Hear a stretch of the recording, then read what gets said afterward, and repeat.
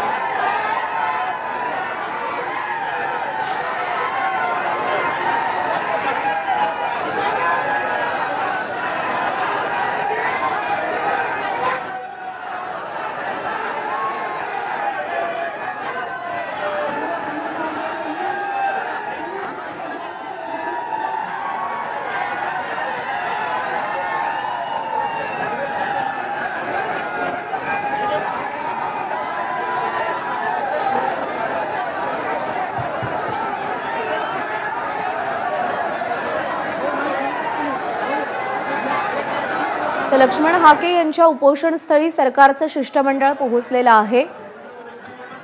लक्ष्मण हाके यांना लेखी आश्वासनाची अपेक्षा आहे, पण सरकारची भूमिका नेमकी काय राहते याची उत्सुकता आहे।